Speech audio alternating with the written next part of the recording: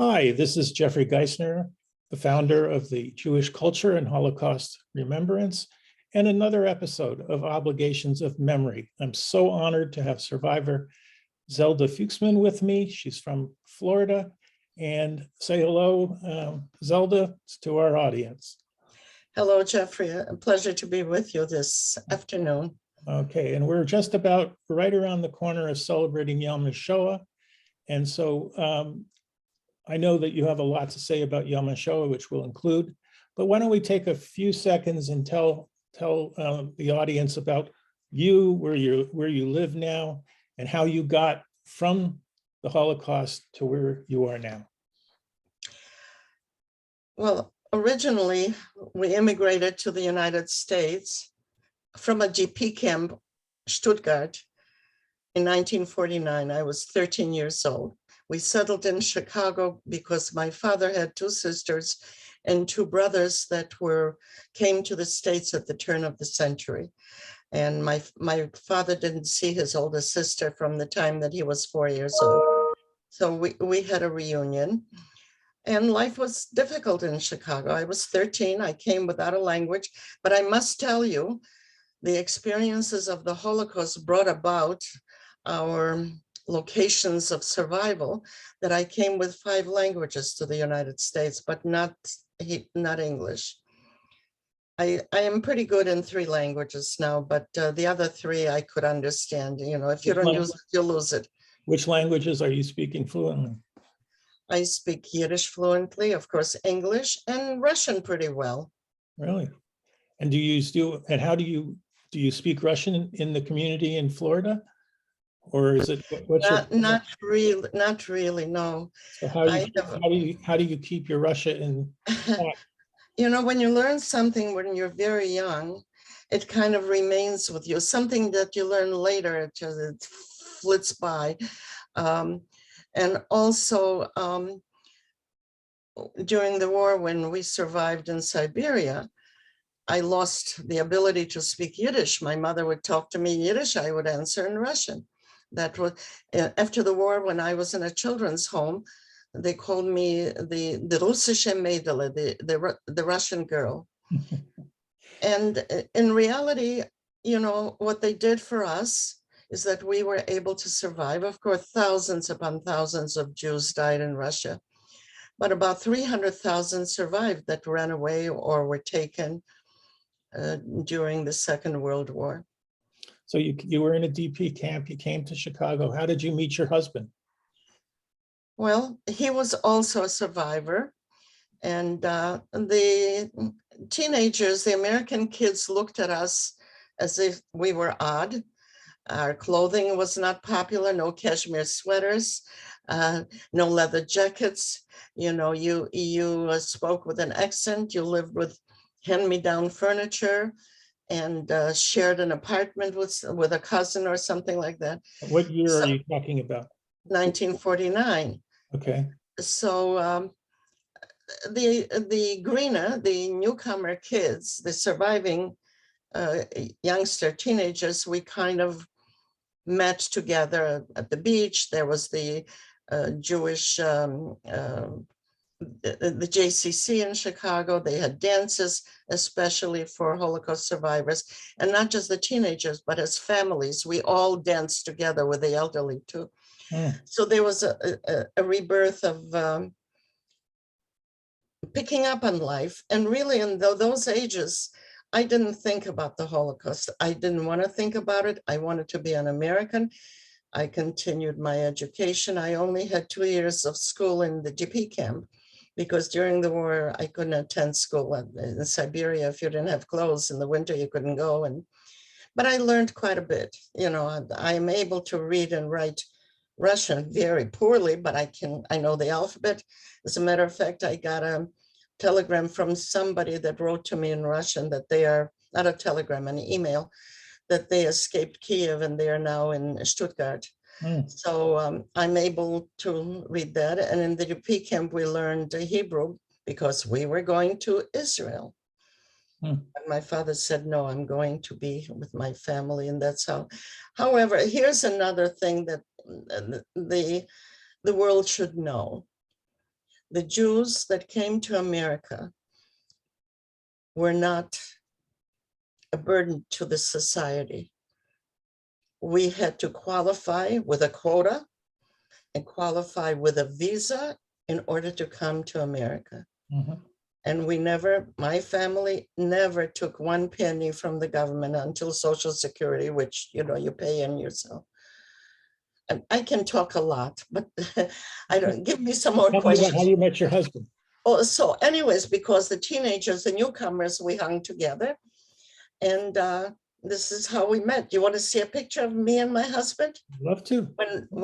Okay, give me a moment. Very close moment.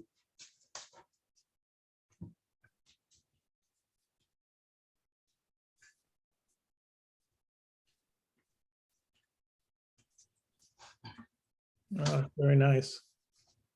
Terrific. And what This is my, was that at a wedding or? no, this was at the Shapery nightclub. It was after the prom night. You went somewhere to celebrate, and we wound up at the Shapery nightclub. And I was 18 and my husband was 21. And we actually got married later that year. And what was his name?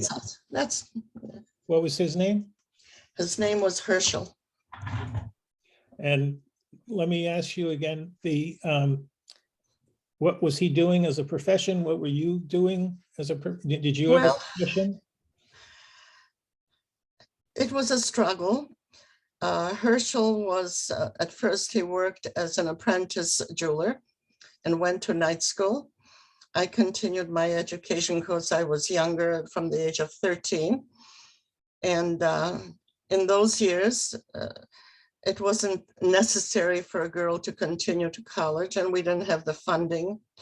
So I finished high school, but I had both enough credits for college and business. So I started to work for a publishing company. Hmm. And really, you know what, I did steno and typing, but mostly the job is to send out mailings, stuffing envelopes and sending, you know, this kind of stuff.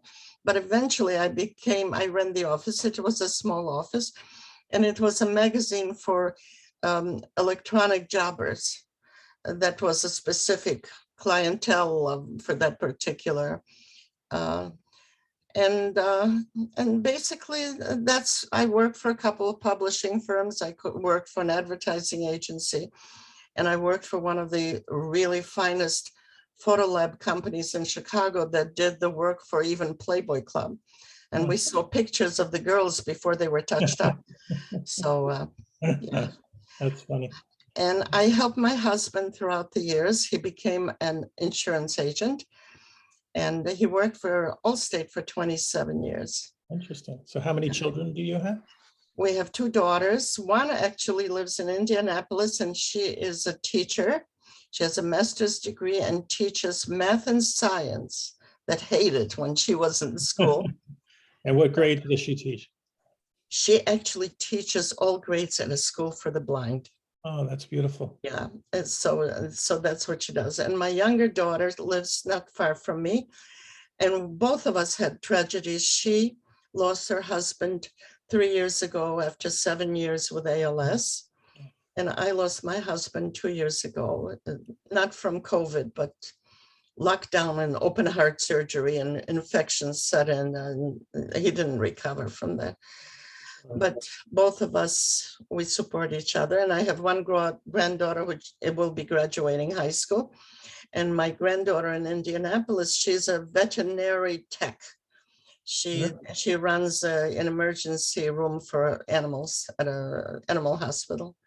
So now I know a little bit more that the audience does about you, but now it starts to clue me in as to how you got into manuscripts and helping editing manuscripts, because it comes back, I guess, from your publishing days. So why don't you tell the audience what is occupying your time today and what you're focused on? Well, shall I go back how and then come to this point? Please. I think our family had kind of the talent of gab and writing. My brother passed away 3 years ago, and he was a professor he was fluent in not only in speaking, but writing and literature of at least 7 languages. He played every instrument except the wind instruments. He was an entertainer. You could actually see him on YouTube if you're interested, that his son put it in. What's his name? His name is Dr. Noah Marcel. And he's on YouTube. You could discover some of his, and he was an entertainer besides being a professor teaching languages. Mostly he was teaching, let me see, German, Polish, Hebrew, humanities. And at first in high school, and then he was in the at college in Chicago. He didn't want to go away from the family. And let's see, what else can I tell you? Where did I expand? I think I'm a facilitator wherever I am, and I'm a good learner. So what are you doing with manuscripts today? Today, actually, I'm working on one. We finished one of our members. Well, before you go, explain what organization you're involved in and how you spend your time. So the audience knows how we can put the pieces together.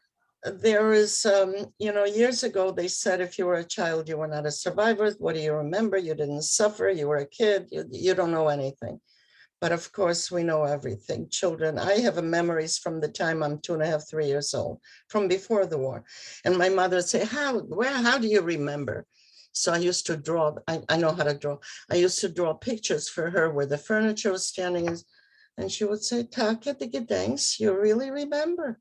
But I do remember, because she also called me a Tim Tam, meaning that I wasn't finished. I was deficient in my brain because I didn't start talking till the age of 3. Now you can't shut me up. So how did that happen? We had a friend who was a partisan in the force, and he actually wrote a book of 600 pages of all, and he used to talk a lot, and he wrote a lot. 600 pages is not viable, and his English wasn't exactly for a book. So I offered to rewrite it for him.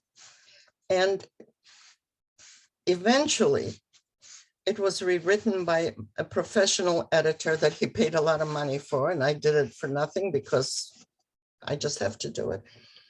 And they reduced the 330 pages that I had edited for Herald to about 225 pages. And the reason they did it, they were more interested in capturing the anti-Semitism against the Jews in the partisan movement, rather than the entire story of his life. But I have his manuscript, and I am donating it. I got permission from his granddaughter to give it to the museum here in Dania, Florida, so they could have something on it. And then one of our members in Chicago, we started a child survivors movement when there was a Dr. Kustenberg that was interviewing children with their stories. And I don't know what that noise is, but forgive me. We came to Chicago to interview us, and we organized a child survivors group there. And so one of the members was a twin, and she was hidden by Polish people. She survived. And here's an interesting story. I wrote a speech for her when she needed to speak at a synagogue and so on. This was way back that we really opened up about being child survivors. And she was always searching for her twin. She said, if I survived, my brother survived. And sure enough, I think 40 or 50 years, numbers escape me, she found him. And I helped her write her story. And recently I edited for her. And so I did that. I did once a book about safety for animals for another friend, to establish it. So you're really writing, helping to edit manuscripts of people. That's kind of what you're busy doing now. I'm doing it. I don't get paid for it. I wouldn't take money for anything that is with the Holocaust. If you want to pay me, give me a donation to our organization, which is? Child Survivors Hidden Children of the Holocaust, Palm Beach County. Nice. Okay, and so let me ask you a question. What haven't you wanted to do, but you haven't had time? What have you wanted to do, but you haven't had an opportunity to do yet? To clean up my mess. I have my own mess. I have the organization mess, and years are short. And it's very, very, very difficult for me to handle certain things after losing Herschel. And he used to have little notes writing everything, details. Wherever you turn, there's a little note, a little label hanging. And I get a little bit emotional at times. It's hard for me to do it. But I'll have to do it because I don't want the kids to throw things away. I have to also gather everything from the organization, put it on an external hard drive.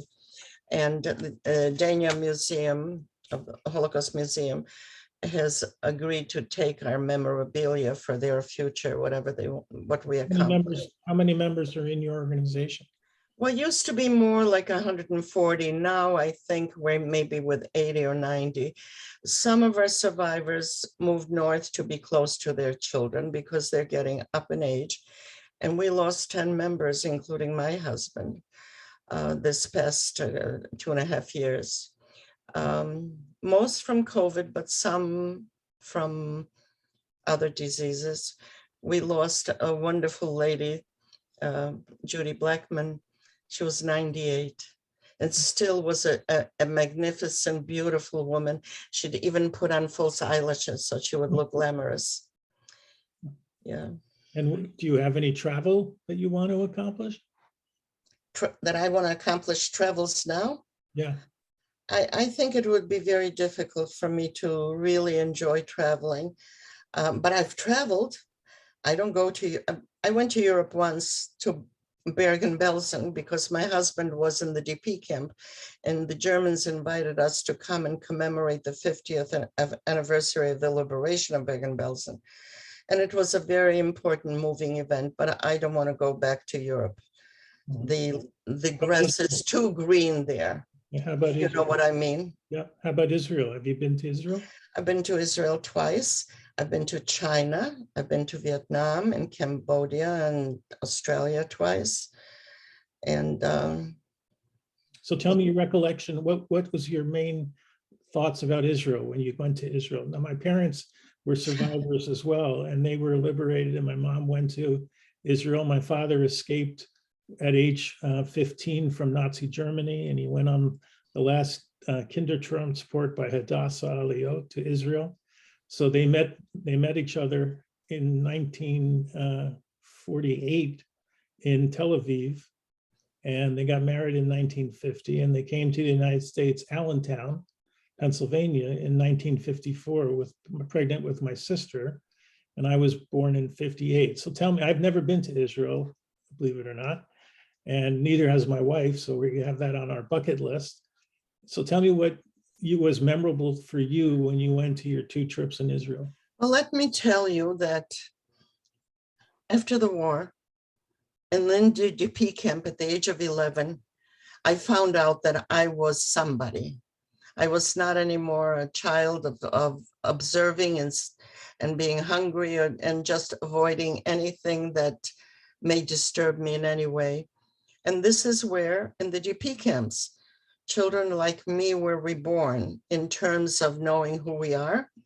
We went to school, we learned Hebrew and Yiddish. I learned also the writing, the alphabet and so on. Of course, Hebrew and Yiddish is the same alphabet. And there was a spirit in the camps. And even after the war in all these survival cities like Stettin, they had children's homes, and it wasn't just children's home, it was organizations. Shomer Tzayir, Dror, Mizrahi, everybody had a different affiliation. And that's how it was in the DP camps.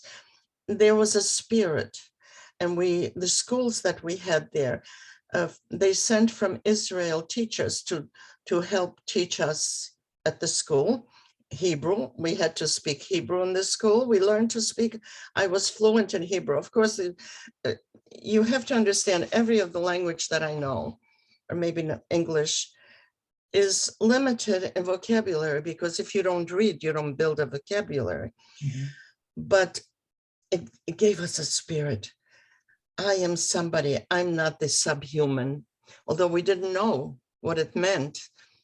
We didn't know what it meant, the Holocaust, and we didn't want to know. That this is another thing. When you're 11 years old, you don't want to think about things like that. You want to jump rope, you want to ride a bicycle, you want to get together with friends and so on. But there was a spirit, and we used to have the Karen Kayemet, the little blue boxes, collect money on the street from survivors so that can be sent to Israel. And we, of course, had meetings, kinusim, and summer camp that we went to get together with children. And everything was Israel in Israel. And Mrs. Roosevelt came to visit our camp. She traveled all over Europe, I think, inspect not every camp, but she came to Stuttgart to see how we're being treated as Holocaust survivors, you know, DPs. And we danced for her and sang for her in our school. We had actually a Jewish ballerina from Warsaw that was teaching us ballet in the DP camps after the Holocaust. So we didn't come out to America out of the mud holes. When did you make your first trip to Israel? I don't remember the date exactly. You went with your husband, right, Herschel? With a husband, yeah. So what was memorable for you when you went there? You know what is memorable is when you come in and you see what the Jews have accomplished. These Jews that people said Jews don't know how to handle tools, they don't know how to garden, they don't, and you see this. And then also when you're in Jerusalem, especially, and you pick up a little pebble and you say, this is part of the Torah. This is where it all happened. And, you know, revisiting the different places, there's a certain, not an awakening, a feeling that I'm somebody. We're part of the history. We're greater than just the subhuman that we were declared. And now the anti-Semitism is horrendous, what's going on. But there's a certain feeling that brings you back to the history of the Jews. Never mind the religion, but the history based on all these thousands of years. That's where I belong. Mm-hmm. I belong to that history, you see. So when they ask me, you know, do I have faith or God or whatever, I don't commit myself, but I say, you know who I am? I am part of this history, and I'm proud of that. So we're going to just about have to wrap up. So I know we're coming right around the corner to Yom HaShoah. And so I know that you have a lot of passion for Yom HaShoah, and maybe you want to say something or read something about the speech that you may have given at the synagogue, which I think is really on point. I don't know if it's available today for you to repeat that speech that you gave. You want me to repeat it? Yeah, it's a different, yeah, I wouldn't mind if you, I think it's really appropriate. What is appropriate is on many occasions, when you talk about Israel or you talk about the Holocaust, people will say enough already, forget about it. It was then. But we cannot forget about that. This is not only an event against the Jews, it's an event against humanity, what happened. Genocide of 1.5 million little babies, children. So when I went to speak recently to a synagogue, I appealed to them to join us, not to say enough already. They are part of that march. As a matter of fact, in the Hitler's library, they found a book that was done, research, where the Jews are in Canada and in the United States. He thought that he was going to win the war and clean out the Jews out of this part of the world too. So each one of us, every Jew, has to think that they were on the same march. We were on the march with the 6 million and others, but we're Jews, we talk about us. And if you want to have an identity of safety, you have to fight for that. And don't poo-poo it away. It doesn't go under the carpet. This is a horrendous thing that happened. And yes, it's difficult to imagine what was done to people. But we cannot forget. Just like they said in the Haggadah, you have to think, as you were there with Moses and the thousands of Jews that were escaped in Egypt, you have to also think that you escaped the Holocaust. You could have been one of those 6 million or even more. I am proud of our Holocaust survivors. You should see the kind of progeny, children and grandchildren that they have. We have members that their children are doctors and attorneys and teachers and scientists. I mean, look even at the COVID. I think it's Pfizer that developed the vaccine. He's a child of survivors. Can you imagine if the 6 million would have lived? What we would have accomplished, what they would have accomplished. I am pleased to speak to all of you. And Jeffrey, thank you for inviting me to speak with your audience. And Well, I can talk forever, but I think I want to really thank you. I'm honored to have you here with me. I'm honored to know you.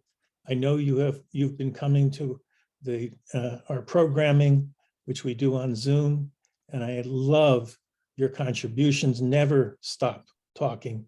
You're an educator, and your honesty is so on point that I want to leave it here. And I want to thank you, and I love you. And you remind me so much of my mom. It's hard to believe. So and thank see, you. In my mind, you're too old to be my son, but you are, because I'm 86 years old. So there you go. I'm 63. Yeah, I have a daughter, 57. So there. That's okay. You're All old right. enough to be my son, but not in my head. The body does its own thing. Okay, thank you, Zelda, so much. I'm going to hold on a second.